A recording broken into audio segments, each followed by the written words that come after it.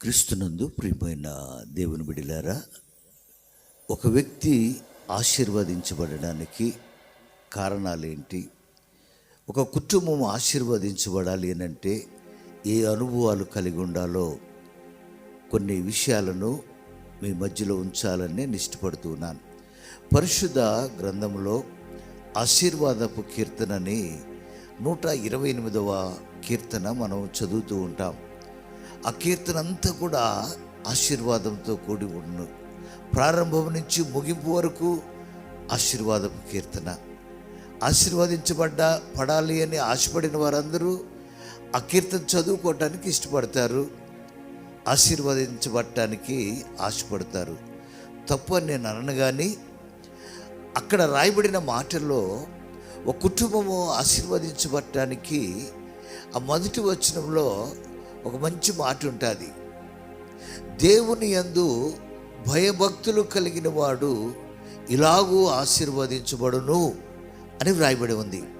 అంటే ఒక వ్యక్తి ఆశీర్వదించబడాలి అనంటే ఏమి మూలమై ఉండాలి అనంటే ఆ వ్యక్తి దేవుని యందు భయభక్తులు కలిగి ఉండాలి. ఈరోజున చాలామంది భక్తి చేస్తూ ఉంటారు, చాలామంది మందిరాలకు వెళ్తూ ఉంటారు, చాలామంది ప్రార్థనలు చేస్తూ ఉంటారు. వారు అడుగుతారు, మేము దేవుని మందిరానికి వెళ్తున్నాం కదా, దేవుడు మమ్మల్ని ఎందుకు ఆశీర్వదించట్లేదు? మేము దేవుని మందిరానికి ఇస్తూ ఉన్నాం కదా, ఎందుకు మేము ఆశీర్వదించబడలేకపోతూ ఉన్నాం? మేము సేవకులను ప్రేమిస్తున్నాం కదా, సేవకులు కానుకలు ఇస్తున్నాం కదా, మేమెందుకు ఆశీర్వదించబడలేకపోతూ ఉన్నాం?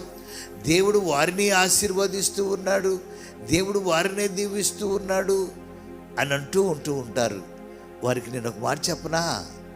ఎవరైతే దేవుని యందు భయముతో కూడిన భక్తి కలిగి ఉంటారో వారు ఆశీర్వదించబడతారు. ఆ 128వ కీర్తనలో తన చేతుల కష్టార్జితాన్ని అతను అనుభవిస్తూ ఉన్నాడు.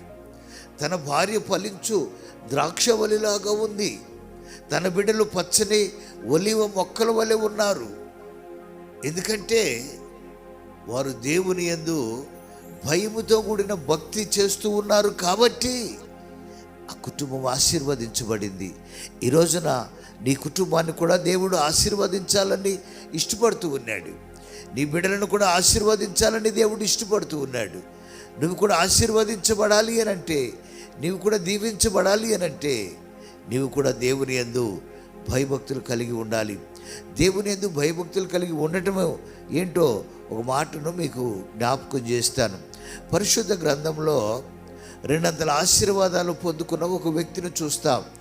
ఆ వ్యక్తి పేరు ఏబు భక్తుడు. ఏబు అనే భక్తుడు. ఆయన ఎన్నో శ్రమలు, ఎన్నో బాధలు, ఎన్నో అవమానాలు, ఎన్నో నిందలు,